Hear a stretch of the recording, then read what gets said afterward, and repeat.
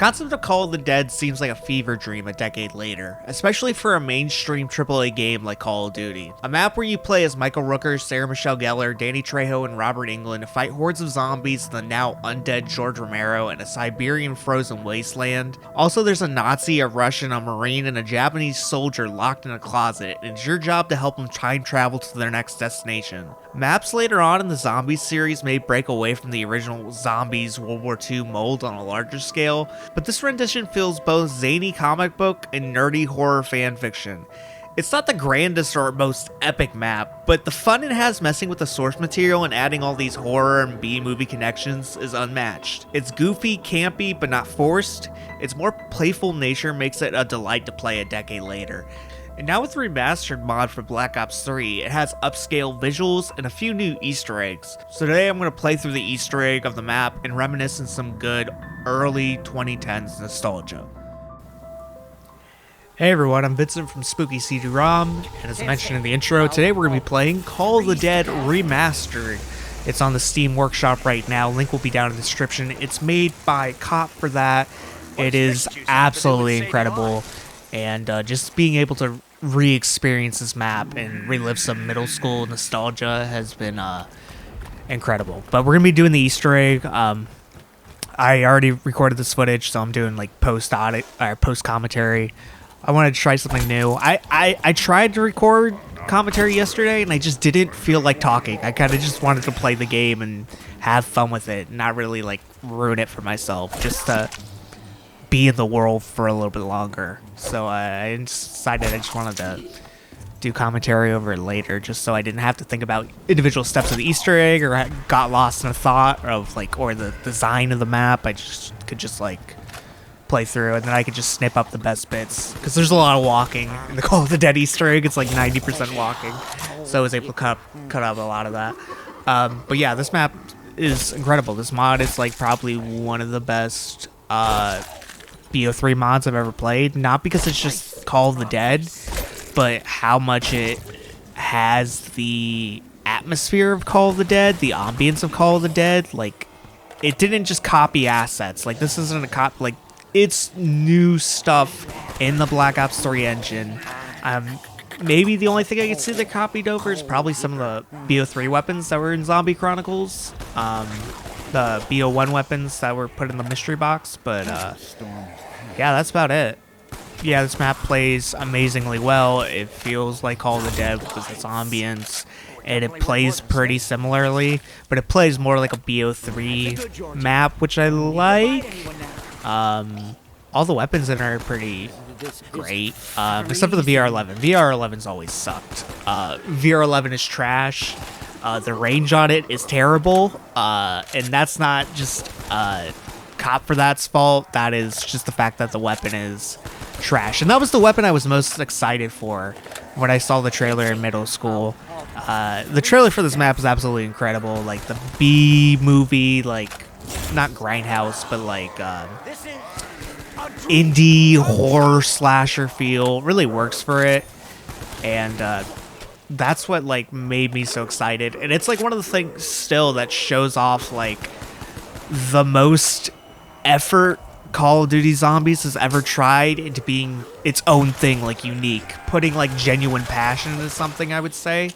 Because like other times they try to break away from the formula or do something different, it's like still in the realm of the Call of Duty canon, or the Call of Duty Zombies canon. Like, they'll do dragons in Grad Covey, as I mentioned in the intro, but that's still like connected to that universe. Like, they found a way to still make it make sense, whereas this, I feel like they connected it. It's connected, but I feel like it's way less focused on trying to be connected to something or have everything make sense than it is just, hey, let's have George Romero be a zombie. Like, George Romero gets carried off by a zombie. That doesn't make any sense, but they did it, and he becomes a big giant blue guy. And it's incredible. It's stupid. It's fun. It's like what you need. What I like from zombies is just like the funner aspects of it. I do appreciate like the World at War, like gritty, dark scariness.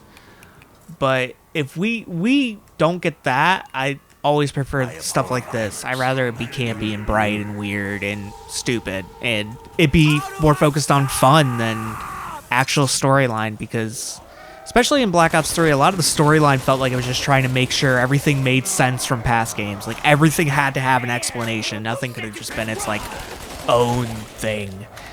And compared to, like, the Black Ops 1 days, where it just kept on introducing new things, so it's like, oh, we don't need a reason for a lot of this. Just keep on going. Just keep on, like, yeah, there's a QED thing that throws multiple drops, or we're going to Shangri-La, and Richtofen's been there before. Just don't look into it too much. And this is where you start the Easter egg. You've got to knife the door. Richtofen, Dempsey, Takio, and Nikolai are stuck in there. You gotta get the fuse. The fuse takes forever to spawn sometimes. Their conversation goes on forever, to the point where I just grabbed Jug and I was able to come back and the fuse just spawned. We had to destroy these 4 generator thingies. These actually were, like, way harder, I remember, to hit in the Black Ops 1 version. See, I say that, and this one still didn't go off, but I remember the one we previously just hit being a pain in the ass. It always took me, like, an entire round's worth of grenades to destroy it. It would take 4 grenades, and I would finally maybe hit it. But yeah, it's a lot easier in this version. Even if I do miss a little bit, it's way more kinder. The Easter egg feels like it has more steps. I only remember the solo Easter egg being a couple steps, so I don't know if there's added steps or I'm just remembering it wrong, because I probably haven't done the Easter egg since I've been in, like, high school. But this radio step, you gotta click on those radios. I have no memory of this. I only know it because it was in the guide for this, and I have no recollection of it at all. Even in the multiplayer Easter egg of that step existing. I still wouldn't call myself. But here you see the green sub emerges in the distance. Probably very hard to see because of all the fog. But it's really something I don't remember being at the map. Is just the sub finally emerging and you being able to see it. There's also this horn step, and I remember being a part of the multiplayer one, not being part of the solo. It might still, it may not be required for solo, but every guide I read said you needed to do it, so I just continued doing it. So I haven't tried doing the Easter egg without it. I just always kind of done it, and I just never wanted to kind of risk it or just see, because if I'm doing the Easter egg, I just want to get it over with. I want to, like, do the steps. So if, like, I have to take an extra 2 seconds to do the horns, I'm just going to do that. It's just kind of like one of those rituals with zombies where it's just like, you do something even though you know 100% sure it has no effect. Like, I remember in Derice, I remember I was playing back on Xbox Live back in the day, and this dude kept on saying that if you throw grenades at this one barrel and it explodes, your grenades get upgraded. Funny enough, that's now an Easter egg in Derice Declassified, is if you blow up all the barrels across the map, you get upgraded grenades, which is pretty cool. But that was something I heard a lot. Also, dolphin diving in the corner in Kino. If you had 2 friends and they dolphin dived on each other, and then they would both go down, and then you would revive them. And if you did, apparently you would have more health. That was the rumor I always heard back in the day that people would say, and they would swear to it that it does something to your game. But yeah, that's how I am with the horns. I just do the horns. Just, I don't care if they're there. I'm doing the horns so many times now that, like, I'm just kind of like, it's part of my ritual. In this version of the Easter egg, I'm actually thinking in this clip about pack-a-punching. But I remember the Pack-a-Punch has been there for a while. A few games ago, I actually got a Pack-a-Punch weapon taken away because the Pack-a-Punch was there for too long and the lights switched. So that's why I didn't want a Pack-a-Punch there. I had, like, PTSD about that still. But this is where I like to train. I like to train in Spawn. I know the cliche training point is over by the AK-74U, that side of the lighthouse, but I like it in the Spawn just because you can water stops them momentarily, some zombies, and it's always nice. And I know George and zombies can jump over that gate behind you if zombies spawn there, but I always make sure to check if I don't get hurt. Now I'm doing the dial step, which there's 4 numbers around the map. I didn't get video of it. But you got to put them in, put the codes in, and do in a specific order. The best order I heard was yellow, purple, blue, orange, purple. So you put all the normal numbers in that order, make sure all the numbers are in that correct order. That is the easiest way I've heard to do it, and I've just kind of like memorized that. Just check around the map for the numbers, and then that's about it. That step I remember being a lot harder in the Black Ops 1 version, but I was probably also way less educated as a small child, so that's probably why. But right now I think I'm saving up for points for the VR11. That's the biggest pain in the ass in this Easter egg, is just running around the map, but also saving up money for the VR11 box hits, the RNG. Just trying to get it. Sometimes I've had really good luck where it's like the first thing I get, and it kind of sucks because then you're stuck with the VR11.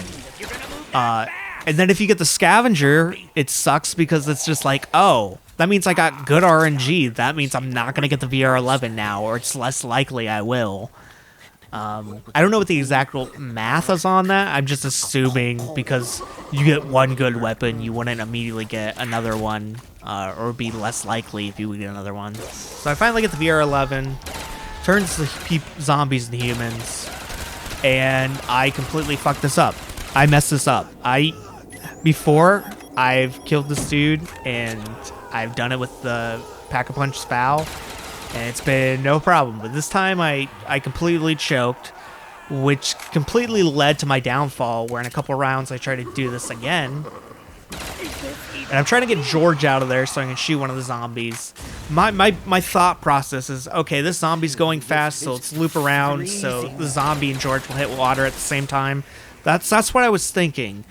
But I'm an idiot, so I move forward, and then this happens.